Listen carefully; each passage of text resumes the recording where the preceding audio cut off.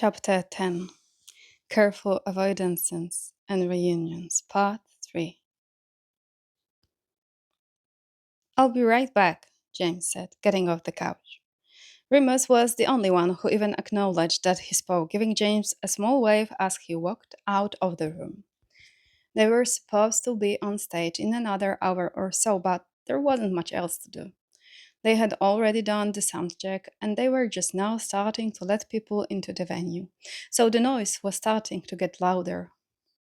Lion's Head would be going on within the next half an hour or so, and James sometimes liked to stand in the wings and watch their part of the concert with everyone else. On the way to the bathroom, James noticed that there was an older lady that he had never seen before. When he says older, he means late 40s or early 50s. She was tall, but that was probably only because of the heels she was wearing. Her expression was stern and unmoving. She just seems generally displeased with her surroundings. Was she lost?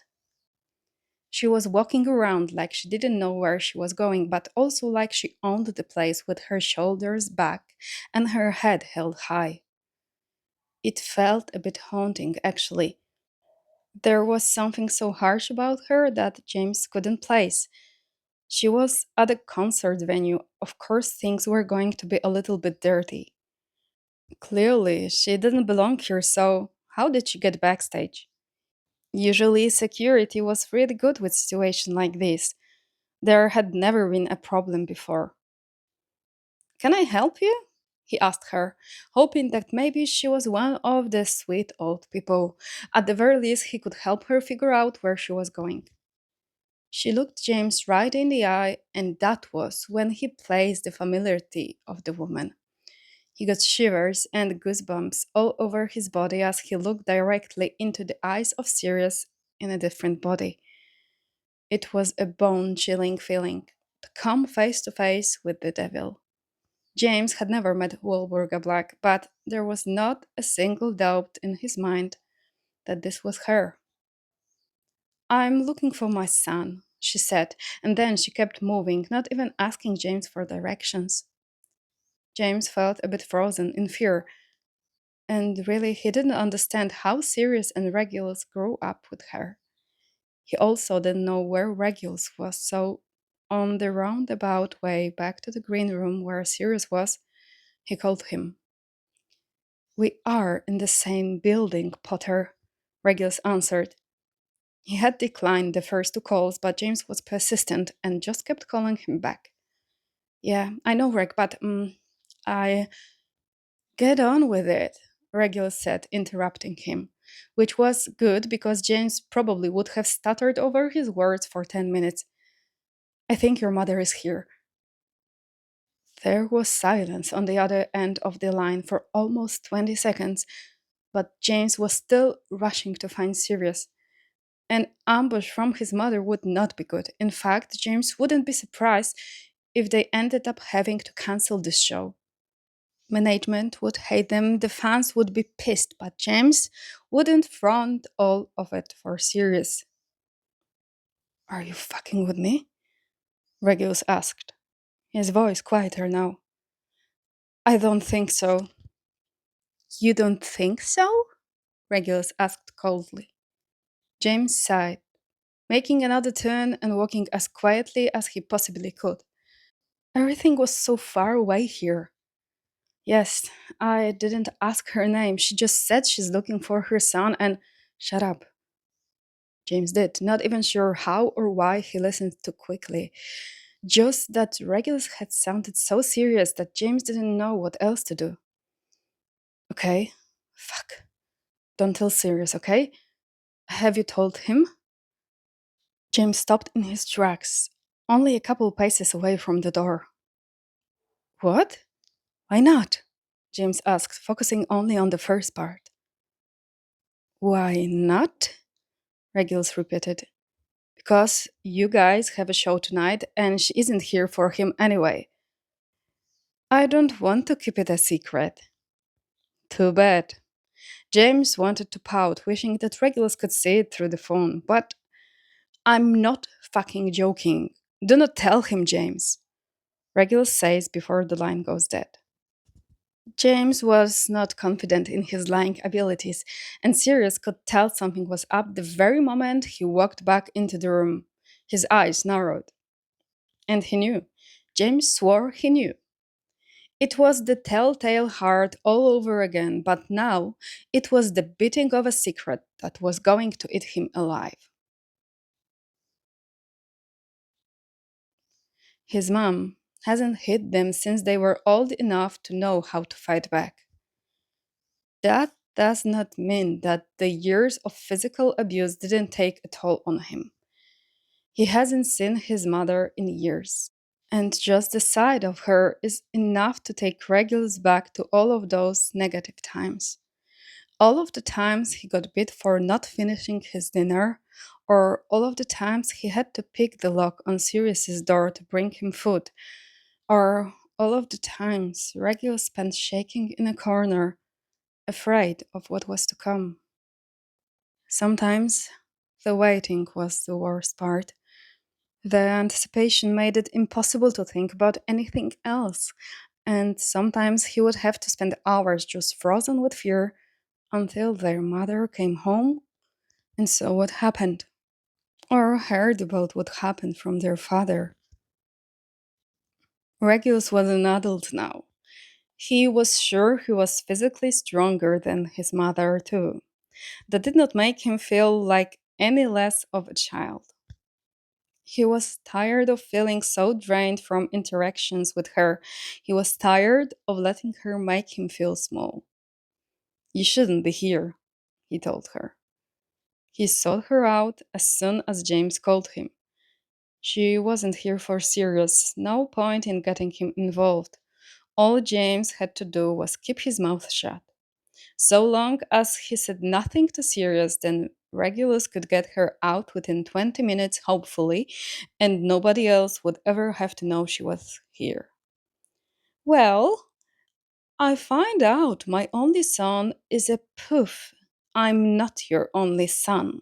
Regulus interrupted, not even mentioning the fact that Sirius was in fact also very gay. She was either ignoring it or she really didn't know. Most likely the former. You are. I'm not. While Burga narrowed her eyes. You are, and you're coming home with me.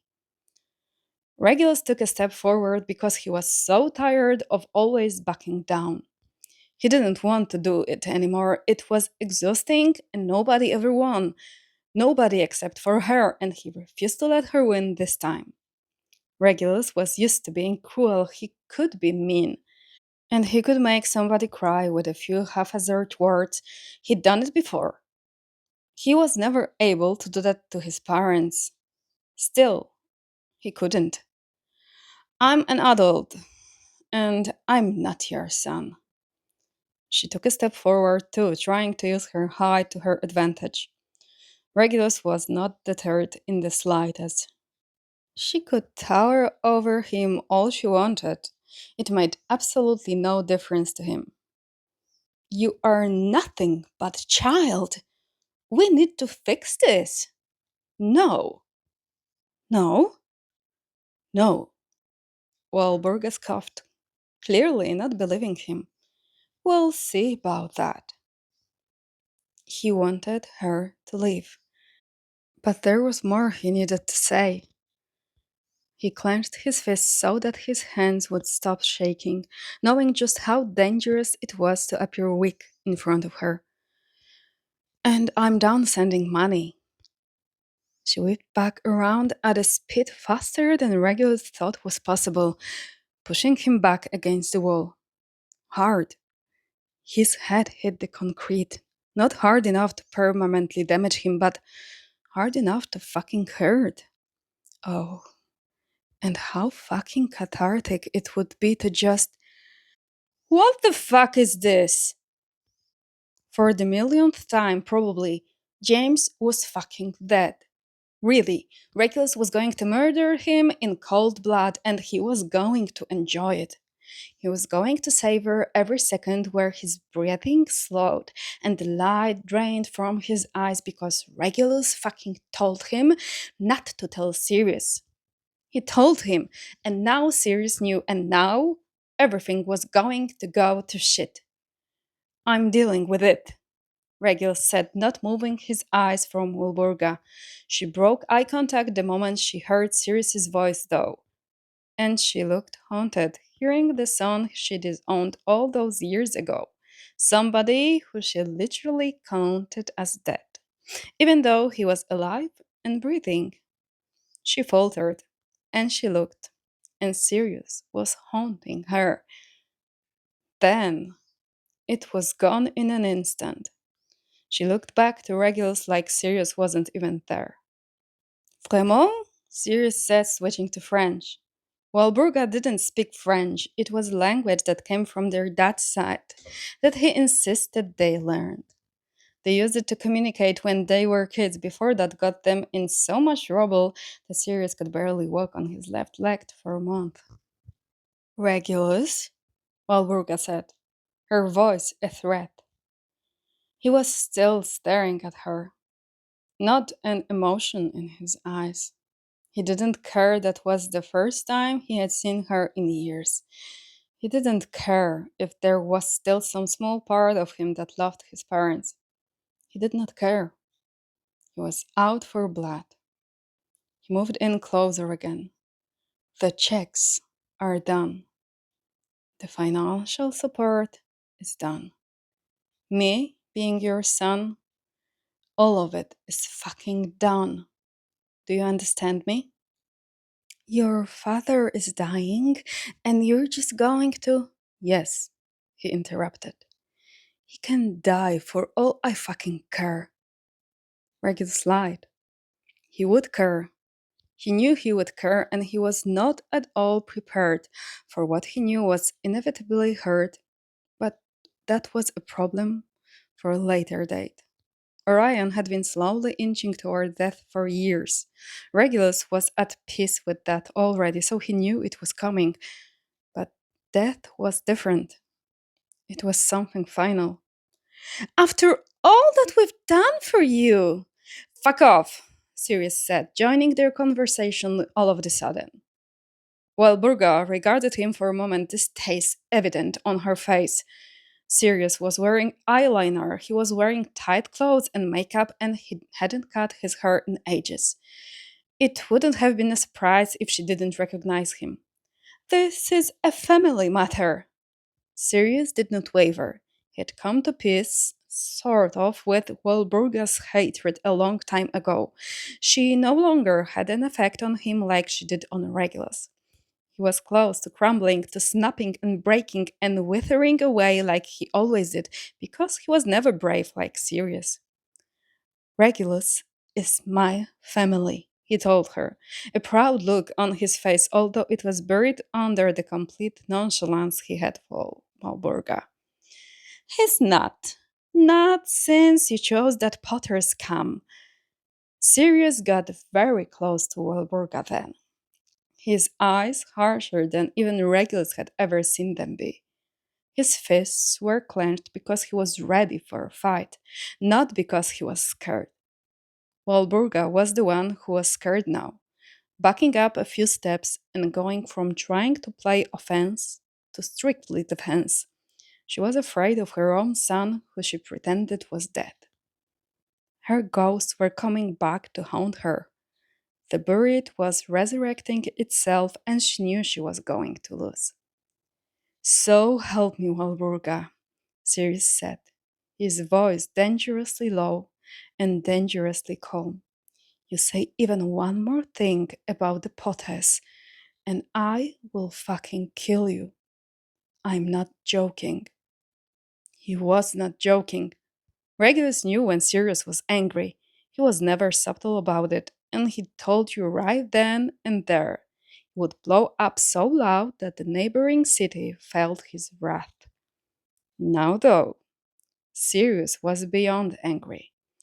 He was a new emotion that had just been invented for him, an emotion so lethal and so deadly that it was made out of knives and bullets. It was made for violence. Walburga cleared her throat and wisely did not say anything else about James and his parents. Sonalisius. No. Walburga was still backing up, and she took a long look at her two sons, who were standing next to each other, both of them ready for whatever she was going to throw at them. You are an embarrassment to the black name, she said to Regulus only. She was back to acting like Sirius wasn't there. Regulus blinked once, twice, and then looked at her like she was stupid. I'm the wealthiest black, he reminded her, always reminding her that she was poor now. Not even poor, just lower middle class, and she couldn't handle it. It was true, too. He technically had more money than Sirius, although he supposed he didn't have a job at the moment. But he was sure he would find something. Wilburga straightened her back.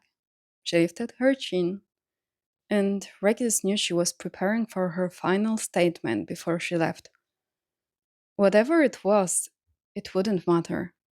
He was dead set in his opinion now, and he wasn't backing down, and Sirius would be there, which it was new, having Sirius to support him, to be his brother again in a hopefully much healthier way. Her eyes met his, and Regulus felt nothing, and it was a good thing. Orion is dead. Regulus felt nothing. It was not a good thing. Has been for some time now. Regulus was breaking. He felt it. He could feel the ground underneath his feet sway, and he knew he was going to collapse because that was what she wanted. The final huff and puff of the big bad wolf would send his entire infrastructure down. Regulus Actors Black, you are a disgrace to this family name, and nothing but a disappointment. You are dead to me. And his house, that was made of nothing but straw, the house he had built himself and had hoped would shield him from the harsh reality of life, just came crumbling down to nothing, leaving Regulus bare and exposed and cold.